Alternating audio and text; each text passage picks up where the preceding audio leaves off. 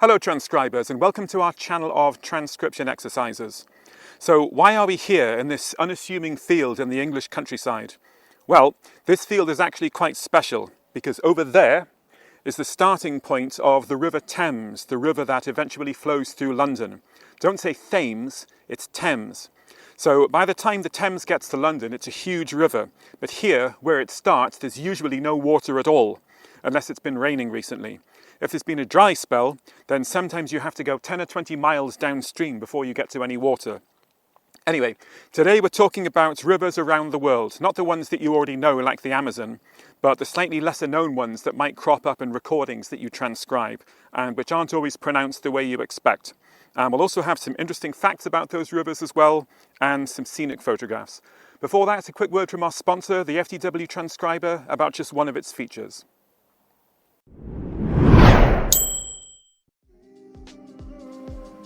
You don't have a foot pedal? No problem.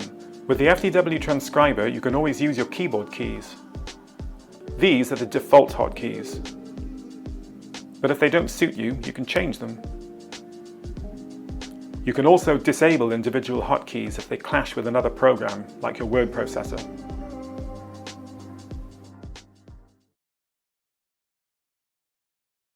Right, so let's make a start. So on the next screen, you'll hear a sentence with the name of a river.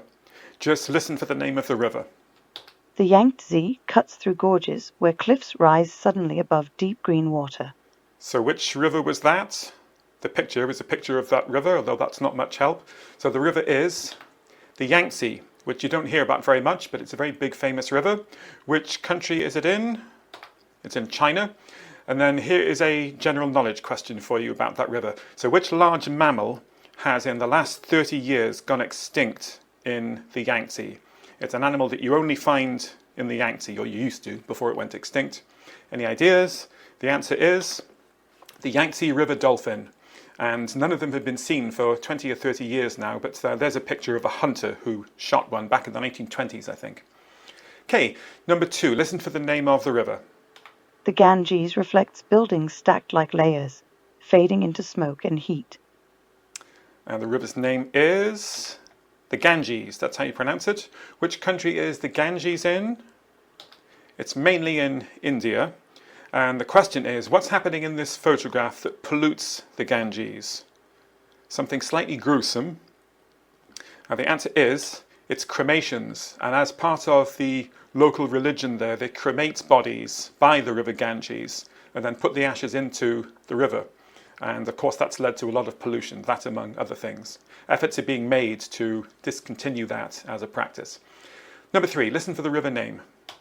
The Volga carries barges loaded with lumber, grain, and scrap metal. The river name is the Volga. Which country is it in? The shape of the church spire there in that picture might be a bit of a clue. The Volga is in Russia. And question, what's the internationally famous song about the Volga? The answer is the Song of the Volga Boatman, which has become a classic. It's been performed by Glenn Miller, I think, among others. And there are the Volga boatmen. And apparently that was how they moved boats up the river back in the day, by pulling them from the bank. Looks like hard work. Number 4, listen for the river name. A long boat crosses the Congo, low in the water and nearly full. And the river name is the Congo. And which country is the Congo in? It's in Democratic Republic of the Congo. The country is named after the river. Question, which famous novel is about the Congo River? The answer is Heart of Darkness by Joseph Conrad. And there's a picture of Joseph Conrad, who didn't even learn English actually until he was more than 20 years old, but he became one of the greatest novelists in the whole of the English language. Number 5, listen for the river name. A small boat moves through the Mekong, shaded by thick palms overhead. And the river name is the Mekong. Which country is it in? Mainly associated with Vietnam, although I think in the upper reaches of the river it goes through other countries. Which industry can we see in this photograph? This was a bit of a new one on me. Any ideas? Well, it's fish farming. Apparently on the Mekong they have these things which look like floating houses, but they're actually fish farms. Number 6, listen for the river name. Actually, there are 2 river names for number 6. It's 2 rivers which are often associated with each other. A boat glides through reeds where the Tigris and the Euphrates flow into open marsh. So the river names are the Tigris and the Euphrates. That's how you pronounce them. I think they're Greek words. Don't say Euphrates, it's the Euphrates. But they're not in Greece. Which country are they in? Mainly associated with Iraq. The Tigris and the Euphrates flow together. They join each other in Iraq. Which ancient civilization developed between the Tigris and the Euphrates rivers? The answer is Mesopotamia. Mesopotamia, I think, is the Greek for between the rivers, because that was where the civilization developed, and it influenced all the cultures of Europe. And in the photograph there is something very important about the Mesopotamian culture, but I'm afraid I don't know what it is. Number 7. Listen for the river name. The Danube flows beneath the bridge, dividing old rooftops from new glass towers. So the river is the Danube. Which country is the Danube in? Quite a few countries. It rises the headwaters are in Germany, then it flows through Austria, Hungary, Romania, and too many other countries to mention. Which famous piece of music is about the Danube? The answer is the Blue Danube, the waltz. And there you can see a picture of the cover of the first edition, or whatever it's called, of the sheet music.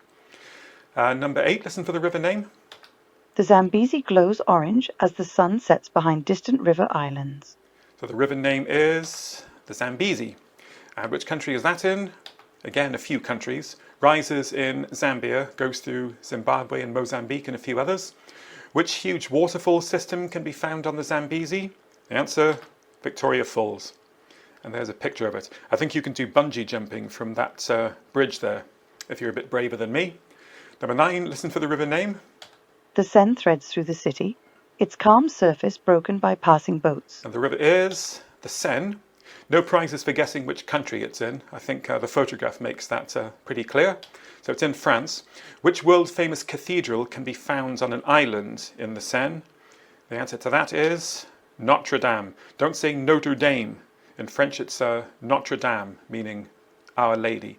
And the reason why it's on an island in the middle of the Seine is because that's where Paris got started. There was a tribe called the Parisi who made their home on that island in the middle of the river for defensive purposes. Paris is named after them. And lastly, number 10. Listen for the river name. The Douro meanders through steep hills covered with terraced vineyards and olive trees. You might not have come across this one. The river is the Douro. And which country is it in? Portugal. And the question is, which alcoholic drink is associated with the Douro Valley? So have a look at the picture. Look at the plants there in particular. Now the answer to this question is not wine. You've got to be more specific than that. So which alcoholic drink is it? The answer is port, which is fortified wine. And the reason it's called port is because the Douro River comes out into the sea at the city of Porto. So the drink port is named after the city of Porto. And that's it. We're now a few miles down the River Thames and I'm standing in the riverbed, but still no water because we've had a dry spell recently. We're now about 8 miles down the river at the beautiful riverside town of Cricklade, which is the first town on the River Thames. And I'm glad to say that we do at last have some water here. It is what you might call a functional river at this point. Before I go, where do river names come from? Well, in England, virtually all the river names are very old. They all go back to Celtic times, over 2,000 years ago. And the word Thames comes from an old Celtic word meaning darkness. So the best translation of Thames is something like dark waters rising. So I hope you found that interesting. Please like and subscribe and ring the bell for notifications of future transcription exercises.